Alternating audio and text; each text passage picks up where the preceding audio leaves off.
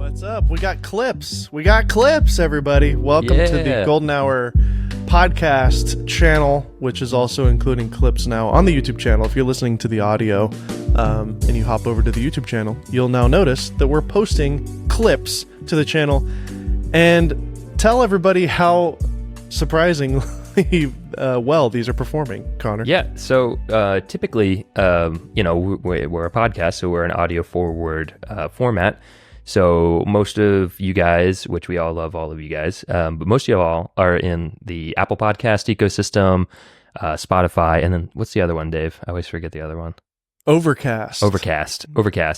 But we still post these to YouTube. You know, we do the video recordings and post it to YouTube. They never really did that well, but we just kept it going just to keep a presence there. But we've talked about doing clips for a long time, and just been another thing to do, right? It's hard to keep up with it, but luckily yes. We have a fun new addition. Chris is a young kid who's been helping us out. He's been learning how to edit, and so by having him learn, it's given us an extra person to help us out. So we've been able to post clips, and surprisingly, also kind of not surprisingly, because they work better on a YouTube format, they're doing better than the actual podcasts on yes, in on fact, the old YouTube.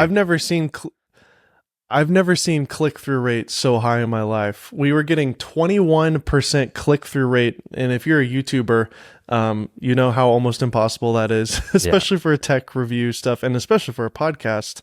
If you're breaking 10%, you're like, wow, over 10%, that's crazy. And yeah, over 20, it's like, what?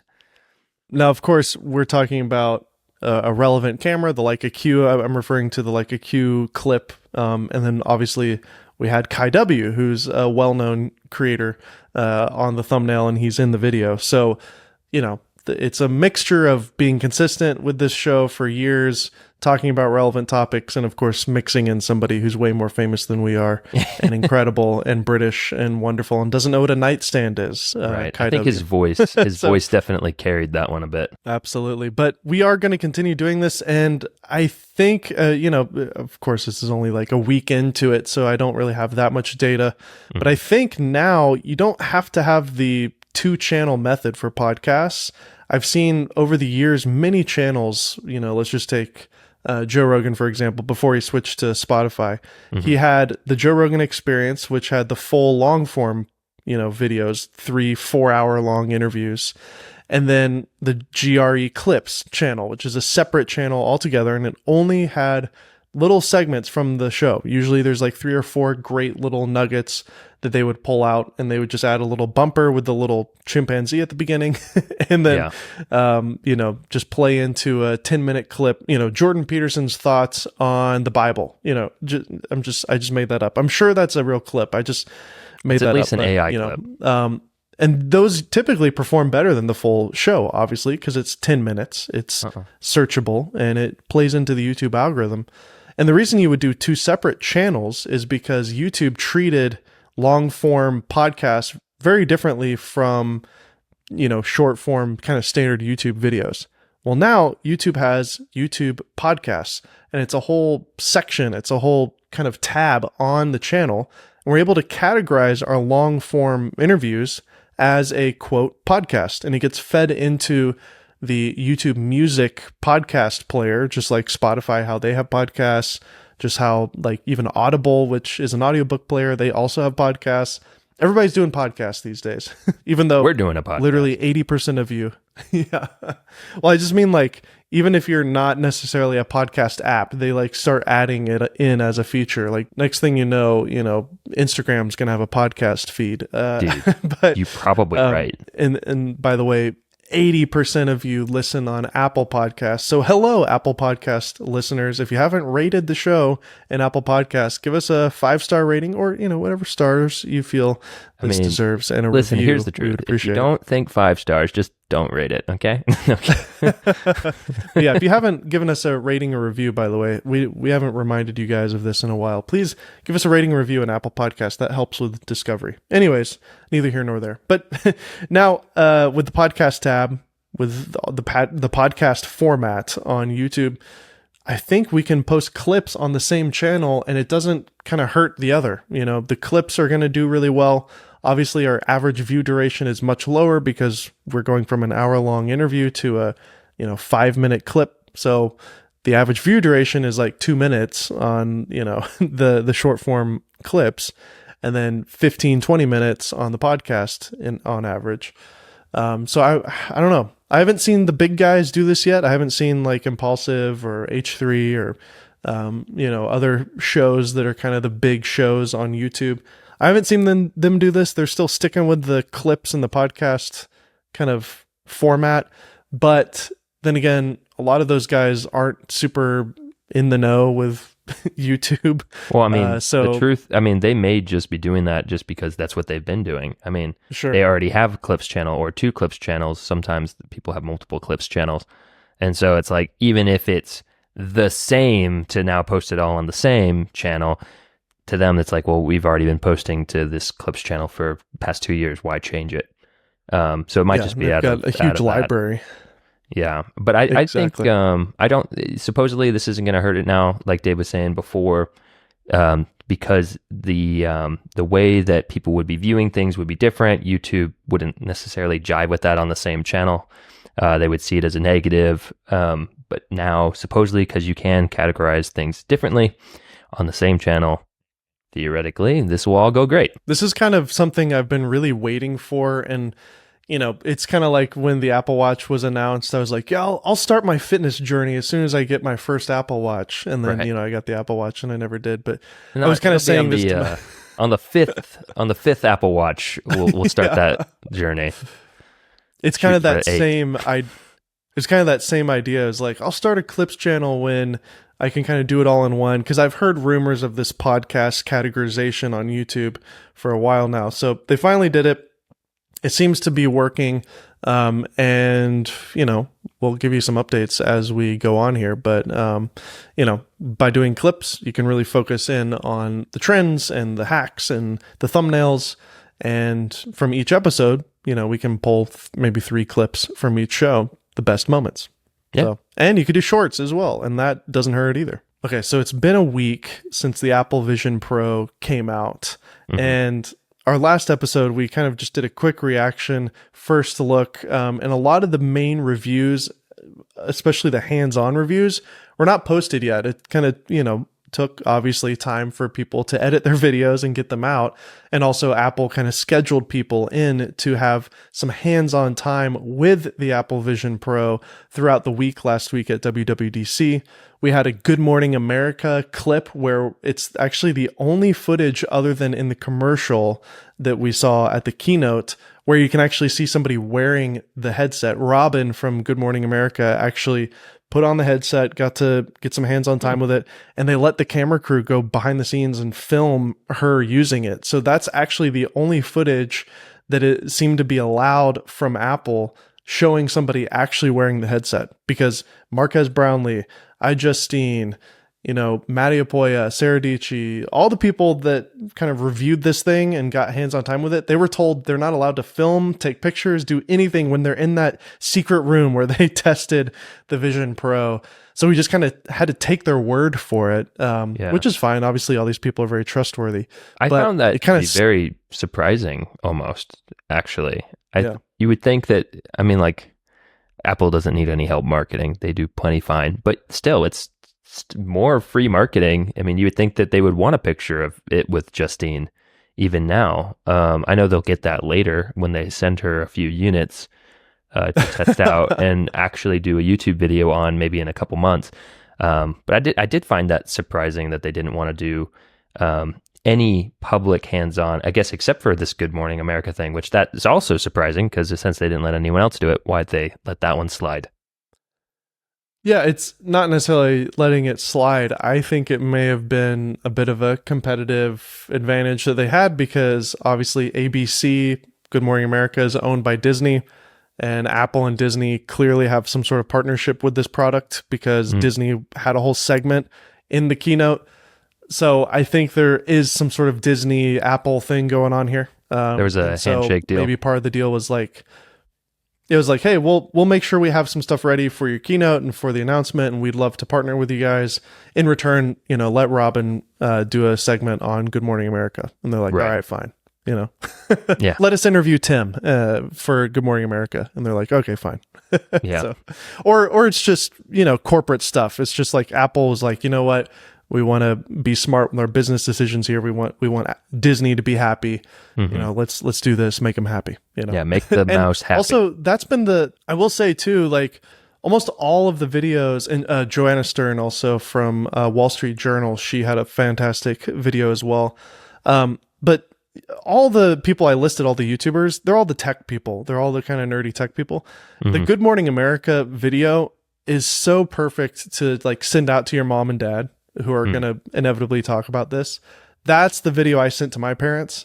And it's just the way that, traditional media kind of describes things, and they're kind of this like happy-go-lucky attitude. Yeah, they stick and of on course the they still headset, have like, some of this. Oh, wow, jeepers, Tom. This is real neat.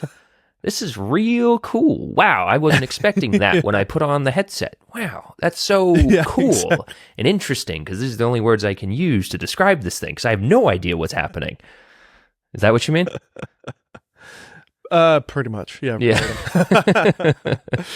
No, it's just, but now that we've had some time to kind of digest the Vision Pro, and Connor, you saw Marquez's video. You and I also talked about the Vision Pro, and also Mark Zuckerberg has now been on record talking about it, and I'd like to get to what he said later. Okay. But what are your thoughts kind of a week after, kind of digesting this whole thing? I mean, it is interesting. I think it is very important time for technology. Yeah, and I after a week, so obviously you guys heard my initial reaction, which of course was a bit more on the, I wouldn't call it negative, but a lot of people would say it's negative. Clearly, because my YouTube video, I got a lot of comments about people who were mad about how negative I was. That's fine. But I think it's great. I'm critical. Yeah. Well, part of my personality and the way that I process information is I always look for the flaws of things first, and then I roll out the positives. And so now that it's been a week, I do see a lot of the positives. I think in Marquez's video, listening to him, he's, very trustworthy person, as you were saying. It was really cool to see how excited he got, because he tests out tech every single day of his life. At this point, maybe it's starting to get boring, but he was so excited to talk about the eye tracking and how responsive that was for selecting things, which is very interesting. It's a cool way of getting around not having a controller, besides just like moving your head. Because I think how the Oculus does it is essentially wherever the center point of the headset is, if you're not using a controller, because it does hand tracking, it does the pinch select thing as well, although I'm sure nowhere near as good as the Apple Vision. But it's just a general like point the headset at a thing, then click on it. Or you can also move your hand and it'll have like a little cursor and then point and click, but it's not very accurate. So it was cool to see how excited he was about the technology. He had a lot of the same points at the end that I was saying, how it's like, this is not a consumer product. This is for developers and the early adopters and the rich enthusiasts to get their hands on it. And then one thing he said that I really enjoyed was he was saying like the point of this is all these people are going to get their hands on it, and then they're going to drive the direction of how this product is going to be used in the future when they have a Vision SE variant down the line, if they make that. So I think it's cool. I love the tech. I think it's, like we said, it's a whole new platform. It's a whole new OS. It's a whole new everything. And it's really exciting, actually. It's just, it's not for everybody right now. So universally, it seemed that this dystopian idea of a dad wearing a headset, not being in reality, taking pictures of his kids, just makes you feel gross and weird. Yeah. And it just, even Apple's own, when you hear them talk about it, they're like, we designed this, with the see-through eye thing and all this and that, like to be so that you're not alone. Like you actually can still interact with the real world and blah, blah, blah. Mm-hmm. But then they do this and it just feels so weird. But one of my favorite podcasters, John Gruber, he has a show called The Talk Show, and he has a website called The Daring Fireball, and he does this yearly keynote, after the keynote interview with the executives from Apple. And it's kind of like, it's so cool. Connor, if you haven't seen it, I haven't. Send me that. I'd be interested to listen to it. I highly recommend it. It's almost like The Tonight Show with all the WWDC executives on stage talking about the keynote in a very casual, humorous, but also extremely informative and getting all the answers to the questions that we have type of thing. I mean, it was fantastic. It's a 2-hour long live show. He had the Mac engineer, the main Macintosh guy. He then had the guy who is in charge of all of Vision Pro and has been working on Vision Pro for the last 5 years. That was probably the most entertaining and interesting segments because it was a real casual interview with the guy who's been in charge of this, who's been keeping this secret for the last 5 years and getting some of the answers to the questions we have. And then, of course, he ended it with Craig Federighi, who is is the iOS and Mac OS software engineer guy. He kind of manages all that. He's the guy with the hair who had the guitar solo. He's super entertaining and funny in his own right.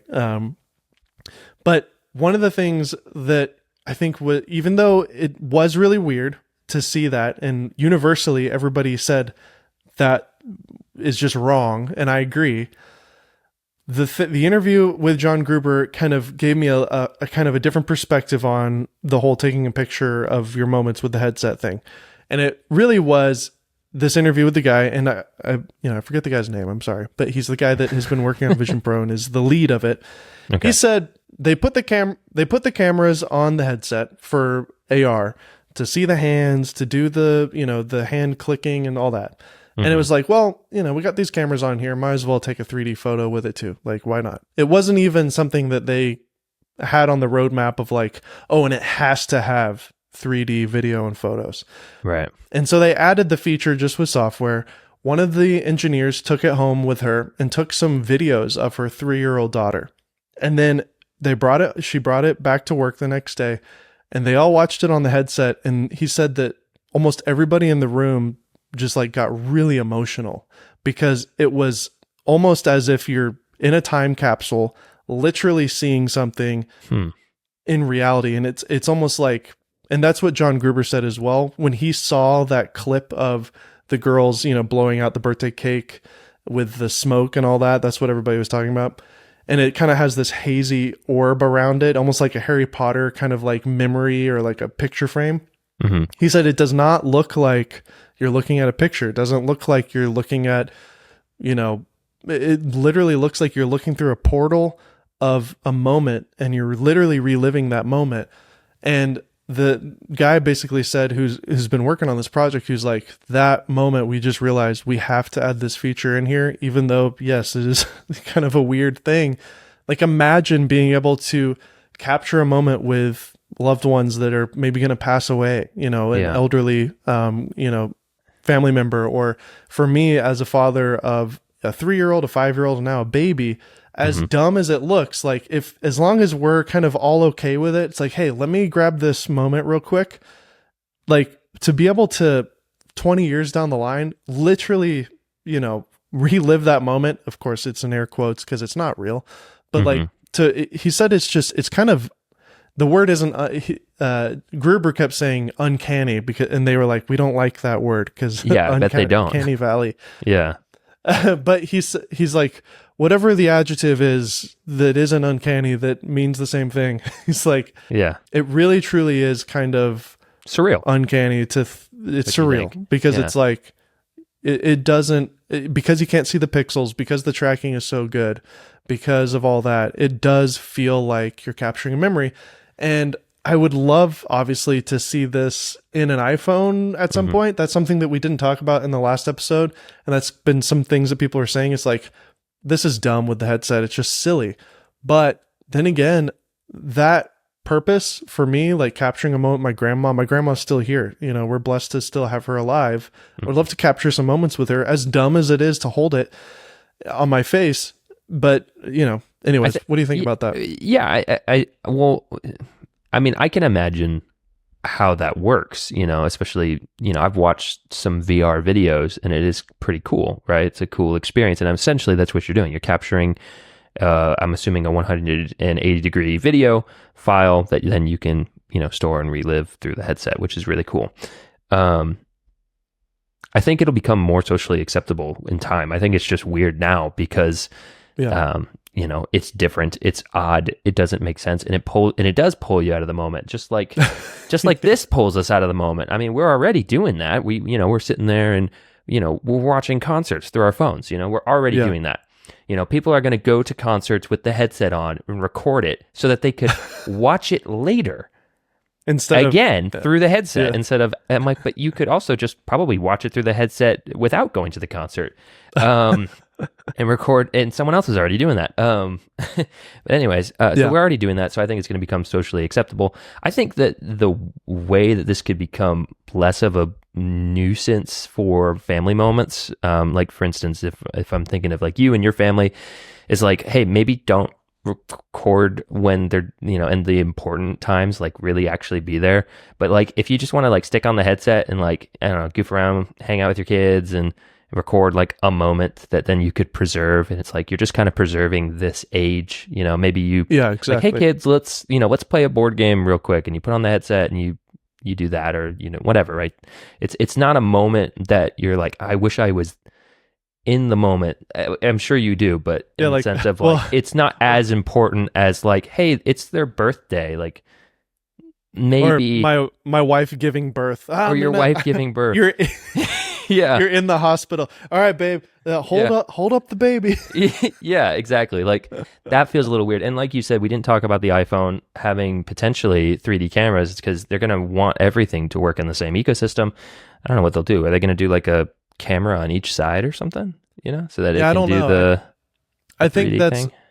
I heard people say like, I would love to see this on the iPhone. It's like, yes, but also the Vision Pro has two cameras exactly where your eyes are. That's pretty wide of a gap. Like, are we really going to stick that on an iPhone? It could be like instead of it being in this corner, it could be like there and there on the back. I mean, I've seen phones with cameras in the dead center, so essentially it would be that, but just spaced a little bit so that it would work. But I don't know that we'd see that for a while. They're going to need more people to adopt the headset before that makes sense to put in an iPhone.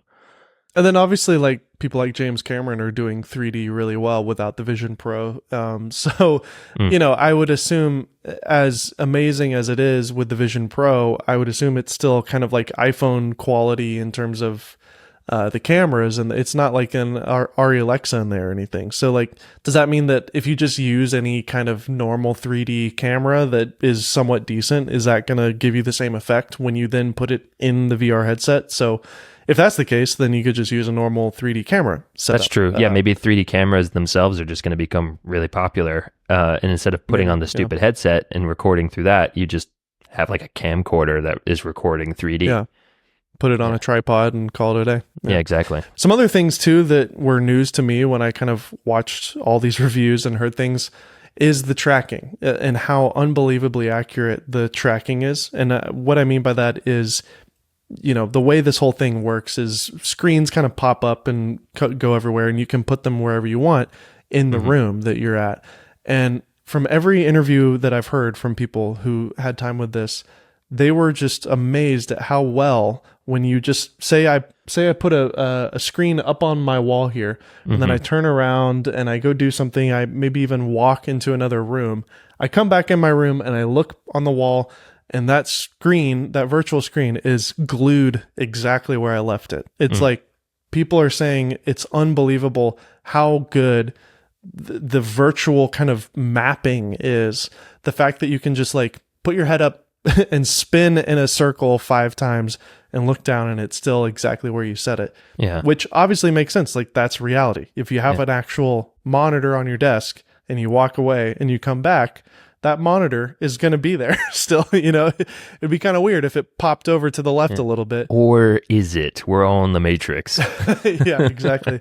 So that's cool. Another thing as well is I heard, and this was confirmed on the talk show with Gruber, this was officially confirmed by Apple. All of the interface. Like apparently, they said everything that you see in the WWDC video is actually real time, recordings from the headset, from that actor's perspective as they're doing it, as they're doing things. That's not something that Pixar animated in post. It's just composited into the video, obviously, to simulate what it looks like because obviously you're third person seeing them do this.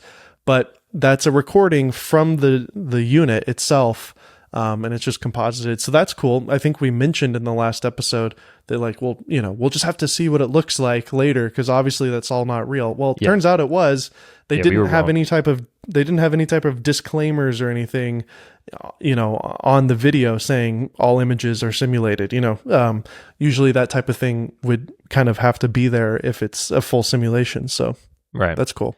Yeah, it is cool. And one thing that I knew when I saw it, but for some reason it didn't like fully click in my brain until I heard Marquez say it, was like it is running its own operating system, which again, I knew that, but in fact I think I even said that in the previous podcast, but it is cool because it's like, oh right, it doesn't need anything else. It is fully its own thing. But then, of course, you have the niceties of it working seamlessly with all other Apple things, especially like he was saying, where you can just open up a MacBook and it knows, like, hey, he opened up a MacBook. Do you want to connect? Yes. Yeah. And then it pulls it up. And I think actually it pulled up Final Cut, I'm pretty sure, or something like that. So I was like, hey, Final Cut kind of mentioned. Kind of. Totally. Well, I mean, for somebody like me using, I won't be getting rid of my MacBook Pro as a work machine. You won't. Crazy.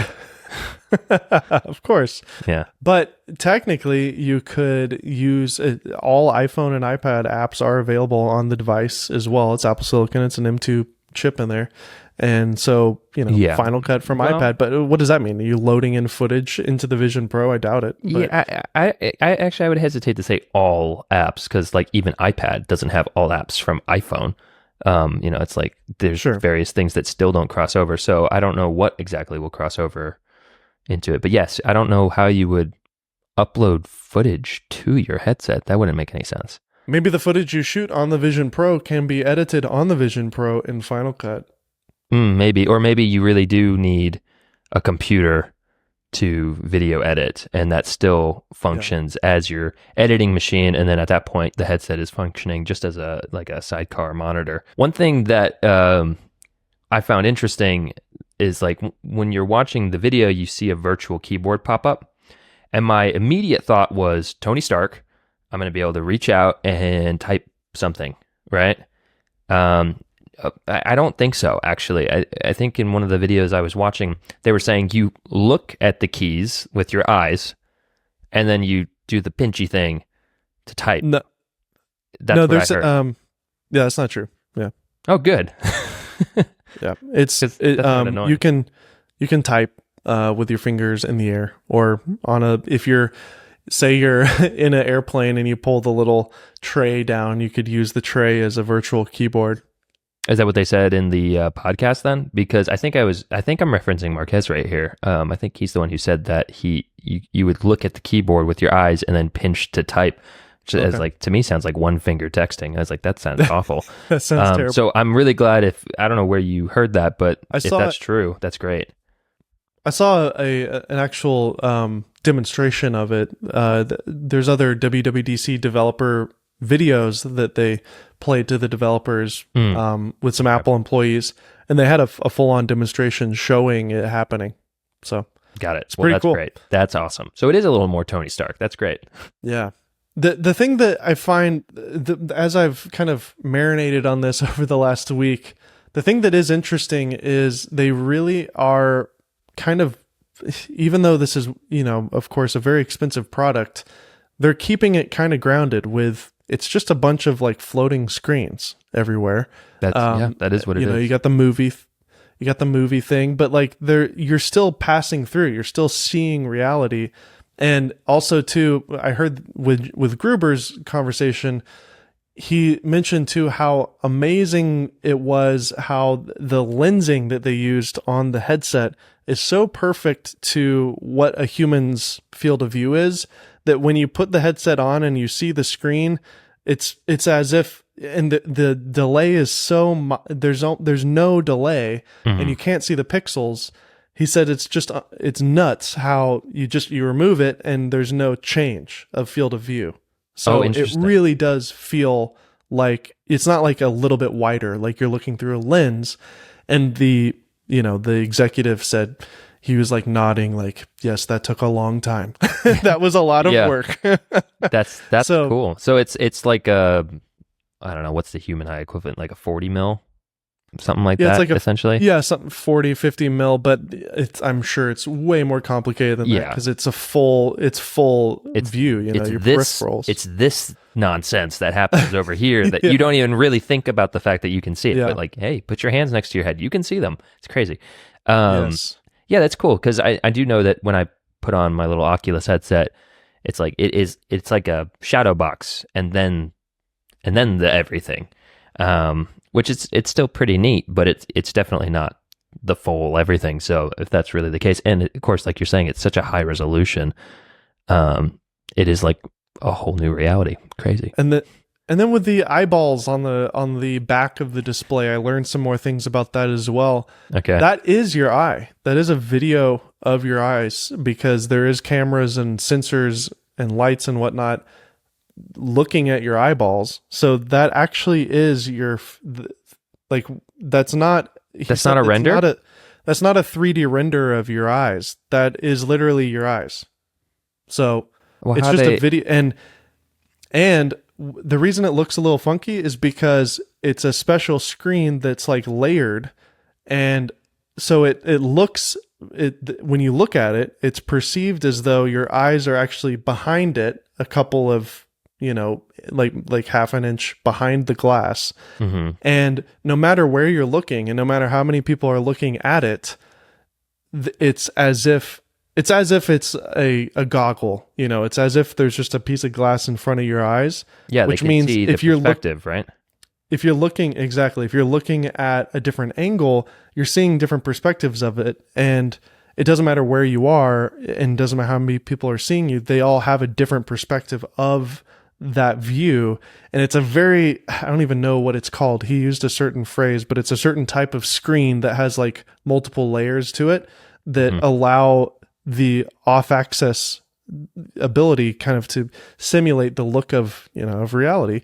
And he said that's because if it was literally just a screen, it would look so dumb, like from the side, like if you're looking straight on, it already does look kind of dumb. Still looks kind of dumb. Yeah, you knew what I was going to say. Yeah. But the fact that it's essentially a video of your actual eyes and it's not a 3D render, that it makes me feel a little better, I guess. That's kind of interesting. I did not know that. Yeah. How are they doing that? Because you're saying, I know it has lights in there because it's a screen, but like they're flashing. So wouldn't that create a flashing effect on your eyes? Wouldn't it just be easier to do a LiDAR 3D model? Like that doesn't $3,500, Connor. $3,500. So no expense has been spared on this device. You know what? I say we make a $2,000 version and I lose the 3D eyes. Yeah. That's what I say. Yeah. It's just part of their whole, as I've learned more about it, it's just part of their whole philosophy here with this. So they want, obviously you're paying money for this fancy screen on the outside so that other people, when they look at you, can see your eyes. Like that one feature is so nuts. But I get the UI of it. It's like if you're watching something, it has this kind of HomePod animation on it of like, that is cool. I'm watching something. And then as soon as I walk in the room, and, say my wife is watching Homeland, which is the movie or the show that she's been watching like crazy. It's this horse drama for teenage girls. A horse hilarious. Drama. It's extremely wholesome. Do they talk? Do the horses talk? No. Is it like My Little Pony? It's no, it's like people who have ranches. Homeland, if you're listening, and if you have a spouse who happens to be in it, let me into this show, let me know. It's just this really wholesome show of like different ranchers and people who train horses and stuff, and the little minor dramas and love interests that happen amongst the horse community of people, and there's The horse horses people. and there's farmer people and the horse people. It's Yeah. it's very endearing. It's a very sweet, Okay. innocent little show. But so let's say she's watching that. If I walk in the room, the headset detects that I'm walking in, and then the eyes pop in, and then it doesn't completely like pause her show, but she can see that I'm coming, towards her. And it's basically like, to get rid of this whole, when you put the VR headset on with traditional VR headsets, you play a game, you take the headset off, and you're like, whoa, I didn't know I was facing this direction. Yeah, that does happen. This headset is designed to basically always be kind of a mix of AR with VR. That's why there really wasn't this huge discussion of like full VR stuff. And so there's always this sense of like where you are in space, where you are in the room. If people are coming up to you, they know, there's this pass through that happens. You're never going to be surprised by somebody like tapping you on the shoulder unless they're doing it, intentionally to freak you out. But Well, I mean, it which still does full immersion, so you would be surprised, right? yeah, when you're in the full mode, but I would assume this is a setting that you could turn off. But if somebody literally comes towards you in that kind of bubble of space where you would want to know if they're there, there will be a pass through that happens and you can see them, in that Okay. moment. Yeah. Now, I would assume that you could turn this off, like say you want to be immersed in a movie, but then again, maybe not. Maybe they want you to always be aware of that. I don't know. Yeah, I don't So know. you're not always completely isolated. Okay. That was the main thing that they kept saying, ironically, even though all of the video examples were people alone in a room. One of the main things that they kept talking about in the Gruber interview was, we really want people to not be isolated and living in a virtual reality. We want this device to add to their life, not take away their life and put them in a fake one. We So are I was like, heading I freight like train. that message. Yeah. We're heading like a freight train to Wall-E. That movie will be our future. I know. Oh, well. I will say, all these things that I learned and hearing the feedback, in addition to everybody being freaked out by the dad, another thing that seemed to be extremely consistent was just the unbelievable factor that everybody seemed to experience with this. A lot of people seem to be quite speechless, honestly.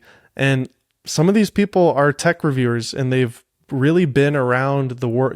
They've been testing VR headsets for a while, especially Marquez. I mean, he's tried, I think, a handful of them, obviously all the Meta Oculus systems, but then I think he's done some of the higher end headsets as well. And he really, I could tell, like in his conversation, he was kind of like at a loss for words in some respects. And the simplicity of, and the magic of being able to look at objects and that's your selection. And the fact that it actually works, that's the thing that he seemed to be amazed by. And the simplicity of just slightly tapping your fingers together to select things. It sounds great. And is it worth the money? I mean, yes, I think it is actually. But are normal people going to be buying it? No, of course not. It's way too expensive. But where we are in this time, based off of what I'm hearing, it sounds honestly like they're essentially charging kind of what they can charge for it to get it out, because I think this device is actually really, really expensive, even from Apple's perspective. So I don't necessarily think they're going to be making money off of this, even though it's already $3,500. So is it worth the money? Because is it worth the money in terms of technology and what it's capable of? Sure. But is it worth the money to anyone in reality? Because what is it adding to your life that you can't do already that's necessary for your workflow? It's like, I already have a monitor. I already have a laptop. I already have a phone. I already have a TV. I already have all those things. So it's not really adding anything. It's all neat. It's cool tech. But it's not really adding anything to my life that I need. Right? Or it's like, it's not filling a void. Like when the iPhone came out, it was like a computer in your pocket. Crazy, Well, that already existed too with smartphones at the time. But nothing was as thought out. It's just interesting that it's like, I think this is a really cool piece of tech. I think maybe the best thing that it could be potentially worth it is if you need a multi-monitor setup, well, then maybe just buy the headset, because at that point you can put as many monitors in front of you as you need. I think that's when it maybe would become worth it to people. But just in general, it's like, I don't know what this thing is. I mean, it's not replacing anything yet, or it's not really. Sure. So in that regard, I'm saying, like, is it worth the money to anyone? Because it's not just a novelty thing just to toss some money at, and it is for some people who are very well off. But yeah, like I feel like, we want to convince ourselves that it makes sense to buy this thing, especially because we're tech people, and it's like, I just kind of want to try it, and I really want to try it. I just don't see that I don't see what it's going to do for me that I even remotely need at all, other than the fact that it's kind of cool. Yeah, no, you are right about the word need. Yeah. 100%. I am not going to debate the word need. Yeah. Well, because like I was even thinking, it's like, in our line of work, we need expensive tech things. It happens all the time. But even for us who are tech people, I don't see us needing this thing. Again, except for maybe the multi-monitor setup. But you can buy monitors pretty cheap. So yeah, of course. Maybe not. So that's just an interesting thing. Well, it's not. I mean, I think the multi-monitor idea is a great idea, but practically speaking, there will be fatigue with wearing it, obviously. So whereas a traditional monitor with a sit-stand desk, you can comfortably work for 8 hours at a time, Yeah, and that was within the reason. thing that Mark has also said. He said it is heavy. He's like, it's very heavy. It's very heavy without a battery in it. And he said, and then that was the other one thing, is like, the battery is only 2 hours unplugged from a wall. And he said, and he's like, and you're gonna watch a movie that's over 2 hours, and he's like, so how does that work? I guess you got to be plugged into the wall, which is kind of hilarious. So we're human beings plugged into an outlet. It's kind of hilarious. I'm sure there will be other third-party companies that, because it is a USB-C system. I think the battery has like a loop through, so you can plug a USB into the battery. Like the battery is basically like the wall wart of a MacBook. You know how MacBooks have the brick in between the cables, so you can use that battery as an in-between, so it can be like a safety. So we were thinking about that, how it's like, does it have built-in battery? Well, no, it doesn't. But that little battery pack, as far as I'm aware, I've heard like 2 people talk about this, but I didn't see it in the pictures. But I think you can kind of have a loop through with it. So that's how you plug it into the wall, is you plug in the battery pack, which then plugs into the headset. But then you could use, an Anchor battery probably to kind of double up or triple up or whatever, or I could carry around my EcoFlow. In a backpack. You could do a battery backpack. That's going to be hilarious when people start doing that. I wonder if they'll just make almost like a battery case for your iPhone. They'll make like Apple will make, extensions and stuff like that. If I'm paying $3,500 for this thing, I'm not going to use a third-party battery. It is interesting that they made it so small, I guess, just to keep it easy to use. If you're, I don't know, it's just odd that they made it so small. I would have probably made it twice as fat and given me at least 4 hours. I bet you Apple did so much research into how long the average person can stand having it on their head. And they probably tapped it out at about 2 hours before either your eyes give in to fatigue, and also because it does have the stuff that shoots into your eyes outside of just a screen. It's the LiDAR stuff, and then it's the there's another one I can't think of off the top. Yeah, my friend David Amell said it does get warm. Your eyes kind of get a little warm with all that stuff going on. Yeah, and then also, again, it's metal and glass. I mean, it's heavy, sucker. So it's just going to weigh on you. In fact, again, like they need to make a headset that'll put the little battery on the back so that it's better balanced. So your neck. I mean, we already have a problem with our iPhones where our necks are going down. So this will add to that. But very interesting. Yeah, and an SE version that's plastic, and is a little lighter and cheaper. That'd be nice. Yeah. But to answer your question, need, that word need is not there, but there's that famous quote from Henry Ford, if I asked people what they wanted, they would ask for a faster horse, and I think it's kind of a situation where we're going to have to just see what happens over the next 5-10 years. Yeah. This is Apple's first step into it, and they truly have done something. Yes, I know it's a VR headset. We've seen VR headsets, but from what I've heard here, and especially hearing from other tech reviewers, this is different. There's nothing this thought out and this kind of software, hardware combination of no expense spared on the software, no expense spared on the hardware, and it's all coming together beautifully, and it's actually working. There's no, like, when you look at things, it selects it, and when you put your fingers together, it tracks it, or it clicks it. You don't see the pixels. There's no difference between field of view when you put it on and off. When you look at the photos and the videos, it's like you're looking through a portal and a time capsule. This is all very Apple. Like, Apple has done this over the years with things, with the iPhone, with the Mac in the 80s, with the iPod in a way. And so this is their statement. This is they know who they are. They, Apple takes their time with things. They have been working on this for 5 years, and they've hired some of the smartest people in the world to work on this, and they've invested billions of dollars into it. So it better be good. And so we'll just have to wait and see. Is it worth it? Actually, technically, from a technical standpoint, the price of it, I think, validates when I've now learned more about it. Is it worth it for most people? Absolutely not. And that isn't the point. Apple themselves has said that's not the point. So it's just to get it out there, amaze people.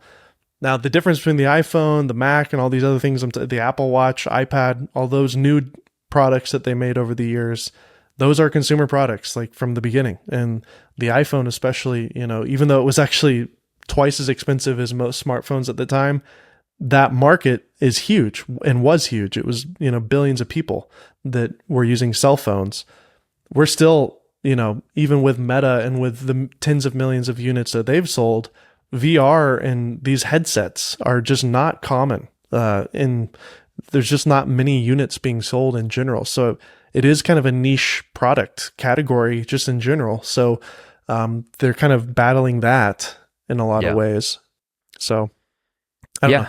I agree. One other thing that I found fascinating, because, at the end of the day, this is a luxury product. I mean, it's almost like, of course, it's like a Leica camera, honestly, in a lot of ways. It's the Leica version of a VR headset. It's expensive, but it has those premium qualities to it that people like Leica or people from Apple expect. And one of the things that I heard was that they do custom fittings. Supposedly at the Apple Store is what they're going to do for the part that connects to your face, so that it forms that perfect seal, I guess. Dang, I didn't realize that's going to be really fascinating if that's true. That was also from Marquez, so that feels like it'll probably be true. It's very luxurious. That's very Rolex. It's like when you're buying a Rolex, they like pour you a glass of champagne. They like wine and dine you. They, and they may do that. They may do that with Apple too. Maybe you're going to get some champagne when you get fitted. I'm cool with champagne. Yeah. That'd be fun. So Dave, you got an opportunity because you kept your Canon R50. I actually sold mine. It was great for what it was, but I didn't need it anymore. But you kept yours and you used it today, actually. Can you tell me a bit about your experience using the R50 in the actual real world? Yeah, I'm still not sure if I really want to keep this thing for that much longer. I'm still just kind of holding on to it, thinking I might make a video on my review channel. And I think you mentioned you might want to maybe borrow it and do some more content. The M50 was just so wildly popular as an affordable kind of everyday camera for the everyman's everyday camera. With kind of the popularity of the X100, the revitalization of that camera, which by the way is old. I don't know if a lot of people know this, but the X100V came out, 3-4 years ago. Old in the tech space, modern tech space, but the Ryko GR as well. Same thing. Am I saying it right? Ryko. Kyle, get me wrong. And then the Leica Q, of course, is the rich man's version of this. But you don't have to have any of these cameras. You can also get these really tiny little mirrorless cameras. Olympus has a couple. Sony has, the ZV-1, the ZV-E10. And Canon has the now R50 and then the R100, which we didn't even talk about, but it's basically an M50 in a even more plasticky body. It's Doesn't have a flip literally screen. the M50. It's With the an RF same mount. Yeah, it's the RF mount, but it's the same sensor, pretty sure, and it's the same processor too. So it is the internals of the M50. They probably had a ton of leftover internals because that camera was so popular. They probably pumped out a ton of them. Like, what do we do with this? Slap an RF The mount on R100, it. it's really fascinating. It's just got an RF mount, no flip screen. So they're That's doing wild. that to, I think, just keep the cost down as bare minimum as possible. And it's like $400 basically. So it's kind of amazing that they were able to do it. But I think it's worth it to kind of pay a little bit more for the R50. There's more to it. It's a newer sensor, new processor. Yeah. Autofocus is better. You got the flip screen, all that stuff. So, and the hot shoe as well. You can actually use the XLR module if you really want to. I don't think anybody's going to do that, but the R100 rather is totally the epitome of a Best Buy camera. I mean, that is totally. going to be, the moms and the grandmoms who waltz into Best Buy and they're like, I need a camera to take pictures of my kids. And they'll be like, let me introduce you to the Canon R100. Yeah. Totally. And it's just, people just set it on auto. They don't need a selfie screen because they're always just taking pictures of their kids. It's no big deal. But yeah, I still have the R50 and I also have the little kit lens that came with it, the 18 to 150. I actually have it here. If you're watching the video, I'm holding it next to my face, so it's in focus because my face is in focus right now. But it's a great tiny little kind of dad cam, and I've been using it to just take pictures of the kids, just shooting JPEG. I'm even just shooting 1080p video. You're shooting JPEGs too. Nice. Let's go. Yeah, because I found as a dad, I always have these like intentions of going into Lightroom and messing around with all the pictures, but I just never do. So yeah, and all you're gonna do is I just shoot straight to JPEG. Yeah, and drag it into Apple Photos, and it backs everything up, and there you go. It's great. Because all you're gonna do anyways is edit the RAWs to look like a JPEG. So yeah, I exactly. mean, it's like unless you're planning on getting super fancy with 100 photos of your kid, but probably not. Well, you can still do things with JPEG. You can add contrast. You can fix the white balance a little bit. It's not like you can't edit a JPEG. But anyways, every 2 years in Nashville, there's a Nashville Air Show, and it's been 2 years, and the air show is happening this weekend. And I've seen it from afar because we lived in the general region of where this was occurring 2 years ago, and we could see it from our backyard actually. But it was just, you could just see these like F-15s or F-14s like doing flips and stuff, and it was cool. But we never actually went there.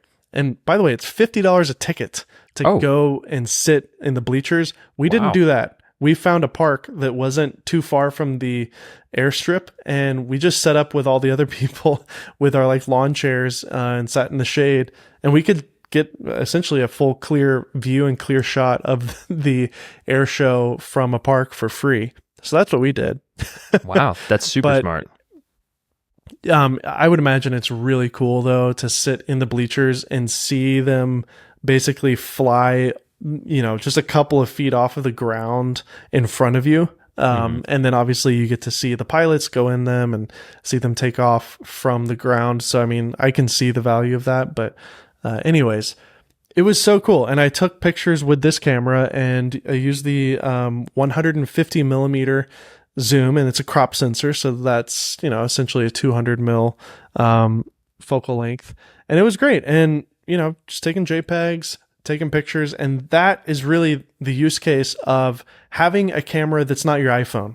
Is having a super zoom like this comes in handy because your phone just simply cannot resolve images at 200 millimeters that looks halfway decent at all. So that was great, but when I would flip over to video and like get some video shots here and there, the autofocus was just kind of wonky, and the audio built in isn't very good. So, but I don't want to carry a big, microphone while I'm out with the family and stuff. So I really just want to keep it stripped down. Basically, the autofocus couldn't keep up with them, and it couldn't track them fast enough. Even with the Canon tracking, it's just like the sky, I think, was messing with it because it's just blue. Does it not have airplane AI tracking if you turn that on? Yeah, I turned on vehicle tracking is what it's called. Yeah. And I noticed it didn't seem to do it perfectly. It would put a square around the plane at a certain point, but it was just like kind of annoying. And I ended up pulling my iPhone out, and thankfully, because the iPhone is so just run and gun, you just point it at the sky and hit record and it just nails it. Like for the video, at least, I found the iPhone to be a better tool than this. And so I was using these cameras for video recording as well, because I always thought the bigger sensor and the lens and all that kind of has a better vibe with home video. And I still think that to some degree. But when I really look at the video on the iPhone now, especially on, the 14 Pro, and I'm sure the 15 Pro will be even better. It just keeps getting better and better and better and better. As long as you turn the HDR off, I think it looks a lot better with that off. Yeah. Yeah, the HDR looks goofy. The audio is good. They've got some sort of, I think they just have some AI audio stuff going on with the iPhone. The autofocus is great. The image is great. It's doing just all this magic to clean up the image so you're not going to get noise. And the way I use it, it's like I'm going to just drag the video from my camera, my SD card, into Apple Photos and just let it back up to the cloud. And obviously on a phone, it does it automatically. So I don't know. I've kind of changed my tune a little bit with everyday carry cameras. I think the iPhone makes the most sense as the right tool for video, for an everyday camera filming the kids and whatnot. And then maybe a small camera like this, or an X100 or Ryko GR or Leica Q, whatever it is. Those are your photo cameras, because it's very hard to get that full frame look that a Leica is going to give you with a phone. Or even with the R50 here, the fact that I was able to zoom in to 200 millimeters and get these really sharp, really cool, close-up shots of these planes. There's no way I would get that on a phone. And by the way, I was just looking around at everybody at this air show. Everybody's using their phone. Literally everybody. I saw maybe like 2 photographers with big telephoto lenses, and it's like those are the nerds who went to an air show to get some cool shots, right? All of them are shooting on their phones. And basically they're all going to be going home looking at the footage, and they want to show this footage to their friends and family. Yeah. And it's like, look, this tiny little speck in the screen in the sky. That was a really cool moment. And it's like, of course, everybody does the pinch to zoom thing when they're like zooming in. Nobody does the like 1x, 2x, 3x, or really? 0.5. Doesn't it automatically do that when you pinch into a certain point? It switches to the other lens, right? Yeah, it does. It does. But I'm just saying, like, I don't know. The way I think about it is I have 3 lenses. I have a 0.5, I have a 1x and a 2x. And yeah, that's why I look at it too. I just select the lens that I want to use. And if I want to zoom in later, I can pinch to zoom the video if I really want to. But like, why would I bake in a digital zoom? I don't know. I don't think, but people don't think that way. They're just going to be like, oh, I want this image to be bigger. I'm just going to pinch to zoom. There you go. That's good. I was telling Laura, my wife, I can't believe there's no cameras anymore. Everybody here is watching this air show, filming and taking pictures of these amazing things with the worst tool, honestly, for that purpose, but none of them care, and they don't even know the difference. But like, if you go back 20, 30 years, even the little point and shoot cameras that were film, 35 millimeter point and shoot, or heck, even the little digital ones from the early 2000s, they at least had like a 10x, 20x built-in optical zoom on it. Yeah. So you could actually optically zoom in on those little point and shoot cameras. And I just feel like that's an area where Apple just needs to figure out how to like really do optical zoom. I don't know, or just keep getting this, digital thing figured out, I guess. But do they need to? I mean, they've clearly done well without it. I mean, yeah, you're right. No, and like nobody you said, notices. No one cares. No one cares. I mean, all that they're doing is they're going to take a little video, vertical, of course, and they're going to post it to Instagram stories, and they're going to say, hey, look, everybody, look at this thing that I'm doing that is cooler than what you're doing. And that's it. That's what people are doing. And, if it's a little blurry or shaky, they don't care. It doesn't matter. I mean, it's just like a video document that's just like, hey, I was here doing this thing. I mean, and if people do care, there were probably, if you went to the actual show and you paid the $50, I bet you there were some people set up with some pretty nice rigs to take some pretty cool photos and videos. But that's so rare now. It's crazy. I am coming from the fact that, I'm grateful and thankful to be able to have the Lumix system as well. I've got the S5 II and the 70-200. But I actually chose this, intentionally because I didn't want the big, heavy setup. That would have looked better. It probably would have been sharper. The focus may have even worked better. I don't know. I mean, Canon's pretty good. I think because this lens isn't the best and because it is so small, I don't know. I was just having some issues with the autofocus. But this was really, a handful of times I've taken this out with the kids and stuff. And it truly, I'm a professional photographer, I guess. I'm not a photographer, but like I know what I'm doing with the camera. And the fact that like I have this tiny little thing, like I do find value in a tiny, tiny little thing like this. And it was great to like have the stroller with the kids, and my R50 just slid right into that bag. So nice and neat. It was so tiny, just fit right in there. With the Lumix system, it's just kind of big and clunky and everywhere. With the Leica, I would have to have it around my neck the whole time to show everybody like, hey, I have a Leica. Yeah. And I have a Leica. That would get sweaty and heavy. Yeah. You would also need a gun. It would probably bang behind so that, you feel safe walking around with that camera that's so expensive. So all this to say, I think iPhone versus these tiny little everyday camera thing, I think there still is a reason to get these little everyday carry cameras, especially for photos. I think there is a huge difference, of course, when we're talking about RAW. I think iPhones have just kind of gotten worse with their photos in a lot of ways because it's just so overprocessed with the HDR stuff. And I don't want to use like a weird app. I mean, I love Halide. It's a great app to do raw photos, but that just seems like a super pain.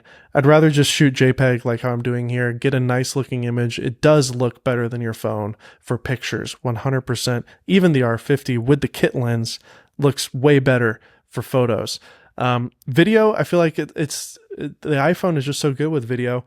It does have that iPhone look with the video, whereas the R50 does have that mirrorless look that, may be considered more professional. But when it comes to just home documentation, I think the iPhone, I might be able to be okay with like mostly shooting on my iPhone now. I was like using my C70 to film stuff, which I may still do, because I think there's value in that too. But using the phone for video is totally fine. But using a separate camera like this, I think there is value to it, even with the R50. So I mean, it's all in what you want to do and what your goals are. Like you said, you're just capturing moments, and sometimes whatever's the quickest. And honestly, the iPhone quality is great for the most part. So it's just whatever's quickest, whatever's fastest, use it. I mean, that's great. If you want to start learning cameras and you don't have a ton of money, it's like get a camera like the R50 or even the R100 just to start learning camera fundamentals, so that when you do get to a bigger camera, you can, you actually understand what's going on. You didn't go from an iPhone to a, Lumix S5 II, because that's going to be a harder jump, and it's going to be harder for you to understand. And not something you couldn't learn, but it's just going to be harder to understand. So it's all in what you want to do and what you want to learn and what tool you need for the job, isn't it? That's right. Yeah. Well, with that, I think we come to a close. Apple Vision Pro, I think we're going to be able to close this book. We'll probably continue to... We're going to reopen it. Yeah, we'll probably continue to talk about it as new things develop, but I just wanted to get in some of that stuff that we learned, and it's obviously going to be really exciting to see what Apple does in the future. One of the funny moments, too, from the Gruber interview, he said, you guys mentioned product is releasing early next year. What's early? And then their response was, before late. So, Okay. So before June is what I'm hearing. yeah, so it's like if you split the year in half, the first half, Yeah. it's within that window. So that doesn't mean that it's going to be January. Make a necessarily. prediction. What do you think? March, Mm. early mid-March. Mm. I'm feeling May. I feel like they're going to cut it in just before the midpoint of the year. You know, they're just going to sneak it in there. I think that's the plan. Yeah, that gives us plenty of time to save up. Yeah, we got to sell everything so that we can buy it. All right, well, guys, thanks again for tuning in. If you are an audio listener, we would really appreciate a rating and review wherever you listen to your podcast, whether it's Spotify, Apple Podcast. That really helps. And then if you're on the YouTube channel, make sure to subscribe if you haven't already. Thank you guys again for being here. I am David Altizer. And I'm Connor McCaskill. And we'll see you next week. See you And guys. all week, because we're posting clips on the YouTube channel. Yes, we are. Go watch them. Share them with your friends.